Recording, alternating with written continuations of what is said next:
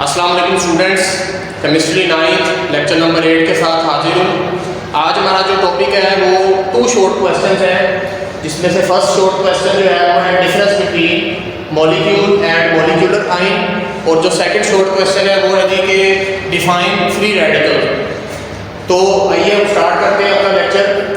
आपने previous lecture में एक टॉपिक पढ़ा था difference between atom and ion. आपने कहा था जी कि एटम जो होता है वो स्मॉलेस्ट यूनिट होता है एलिमेंट का, और आयन जो है वो एटम से बनता है, यानी एटम के ऊपर जब चार्ज आ जाता है तो वो आयन बन जाता है। तो बिल्कुल उसी तरह का टॉपिक ये भी है। मॉलिक्यूल के बारे में हम ये कहते हैं कि ये स्मॉलेस्ट यूनिट है किसी कंपाउंड का। एटम के बारे में कहा था स्मॉलेस्ट यूनिट है एलिमेंट का, जबकि इसके बारे में हम कहेंगे कि ये स्मॉलेस्ट यूनिट है कंपाउंड का, यानी एक वर्ड का डिफरेंस आ जाएगा।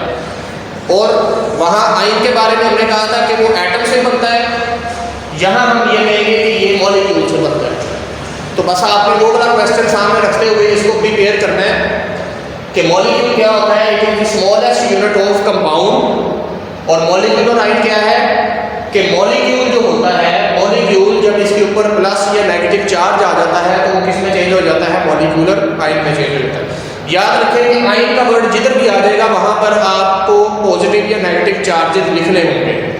तो मॉलिक्यूल जो है वो कंपाउंड का स्मॉलेस्ट यूनिट है, जबकि मॉलिक्यूलर आयन जो है वो मॉलिक्यूल से बनता है। कब बनता है? जब मॉलिक्यूल के ऊपर पॉजिटिव या नेगेटिव चार्ज आ जाता है। तो ये दूसरा पॉइंट था मॉलिक्यूलर आयन का। जबकि जो मॉलिक्यूल होता है वो क्या होता है जी, वो न्यूट्रल होता है। तो 2 डिफरेंस मैंने आपको बता दिए हैं। अब तीसरे डिफरेंस के पास की तरफ चलते हैं।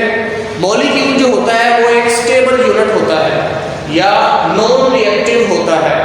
इसके लिए हम वर्ड इनर्ट का यूज भी कर सकते हैं कि मॉलिक्यूल जो है, चूंकि इसके ऊपर कोई चार्ज नहीं होता पॉजिटिव या नेगेटिव, इसलिए ये एक न्यूट्रल स्पीशी है, इसके ऊपर कोई चार्ज नहीं होता और ये एक स्टेबल स्पीशी है, यानी ये किसी के साथ रिएक्शन नहीं देती।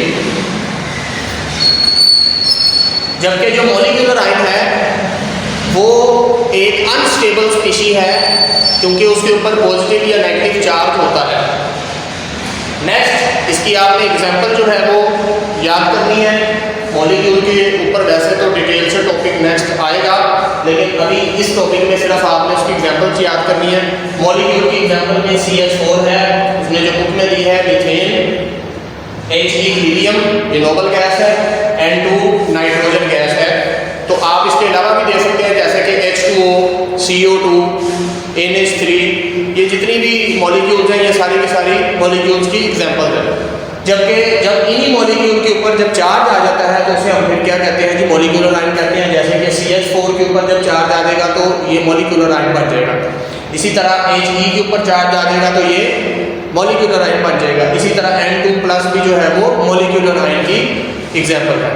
तो ये हमारा था फर्स्ट शॉर्ट क्वेश्चन। और सेकंड जो आपने प्रिपेयर करना है वो है जी कि define free radical. Free radical क्या होते हैं?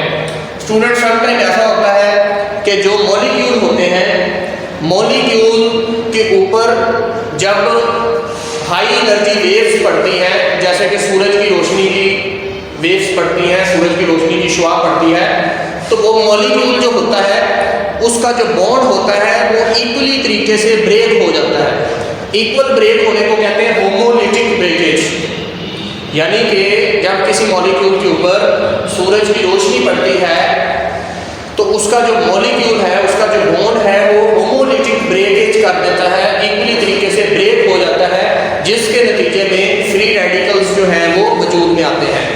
तो फ्री रेडिकल की डेफिनेशन जो करनी है आपने वो बेसिकली 2 की जा सकती हैं। एक तो जो मैंने अभी बताई कि फ्री रेडिकल जो है वो होमोलिटिक ब्रेकेज ऑफ बॉन्ड के नतीजे में बनते हैं।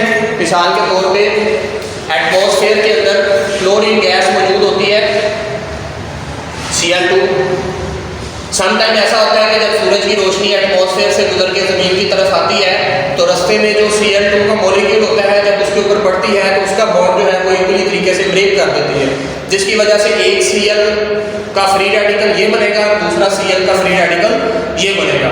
तो एक डेफिनेशन तो फ्री रेडिकल की जो है वो ये की जा सकती है, और साथ में आपको ये भी पता चल गया है कि फ्री रेडिकल जो है वो बनते कैसे हैं। दूसरी बात जो फ्री रेडिकल के बारे में याद रखनी है वो ये कि फ्री रेडिकल मैथ में आपने दो टर्म्स पढ़ी हैं, ओड एंड इवन। ओड कहते हैं ताक को उर्दू में, और इवन कहते हैं जुस्त को। ओड होता है जी 1, 3, 5, 7, 9, जबकि इवन नंबर होते हैं 2, 4, 6, 8, 10। तो जो फ्री रेडिकल्स होते हैं उनमें जो इलेक्ट्रॉन्स होते हैं वो ओड होते हैं, यानी 1 होंगे या 3 होंगे या 5 होंगे, यानी इस तादाद में होते हैं। तो फ्री रेडिकल के बारे में दूसरी डेफिनेशन भी ये बन सकती है, और दूसरा पॉइंट भी आप बना सकते हैं कि ये जो है ओड नंबर ऑफ इलेक्ट्रॉन जो है वो रखता है, प्रोसेस कहते हैं रखना। थर्ड जो चीज़ याद रखनी है वो ये कि फ्री रेडिकल भी जो है आयंस की तरह बहुत ज़्यादा रिएक्टिव होते हैं, यानी जैसे ही फ्री रेडिकल वजूद में आते हैं ये फ़ौरन से दूसरी स्पीशीज़ के साथ रिएक्शन करने की जो है वो कोशिश करते हैं, और उनके भी इलेक्ट्रॉन या तो निकाल देते हैं या उन्हें ऐड कर देते हैं, यानी उनके साथ जुड़ने की जो है वो कोशिश करते हैं। नेक्स्ट पॉइंट रिप्रेजेंटेशन, कि फ्री रेडिकल्स को हम लोग रिप्रेजेंट कैसे करते हैं। तो स्टूडेंट्स जब भी फ्री रेडिकल लिखेंगे आप, जिस एटम का फ्री रेडिकल होगा उसका सिंबल लिखना है। जैसे हाइड्रोजन का फ्री रेडिकल है तो H का सिंबल लिखोगे और साथ ऊपर डॉट डालना है। डॉट से आपको पता चलेगा कि ये हमने फ्री रेडिकल जो है वो लिखा है। तो फ्री रेडिकल की जो रिप्रेजेंटेशन है वो हम इस तरीके से कर सकते हैं। नेक्स्ट आपकी बुक में एक एग्जांपल दी हुई है कि जैसे कि क्लोरीन का मॉलिक्यूल है, उसके ऊपर जब सूरज की रोशनी पड़ती है, यहाँ पर हम सूरज की रोशनी लिख लेते हैं सनलाइट, या उसकी आप वेवलेंथ HV को शो कर सकते हो आप लोग। तो जब सूरज की रोशनी पड़ती है तो दो क्लोरीन के जो है वो क्या बनते हैं जी, फ्री रेडिकल्स वजूद में आते हैं। एग्जाम्पल में आप दे सकते हैं, आपकी बुक में वैसे 2 एग्जाम्पल दी हुई है, मैंने यहाँ पर एक मेंशन की है।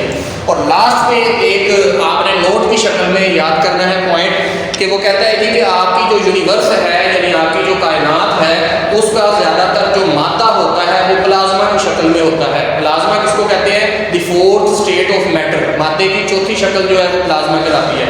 तो वो कहता है कि ये जो मादा चौथी शक्ल में जो आपका पाया जाता है यूनिवर्स का, ज़्यादातर उसमें क्या मौजूद होते हैं, फ्री रेडिकल्स मौजूद होते हैं। यानी फ्री रेडिकल्स जो हैं वो प्लाज्मा स्टेट में कसरत से पाए जाते हैं, और आपकी कायनात में प्लाज्मा स्टेट जो है वो कसरत से मौजूद होता है। तो स्टूडेंट्स ये आपके 2 शॉर्ट क्वेश्चन है जो कि आपने आज के लेक्चर में जो है वो प्रिपेयर करने हैं।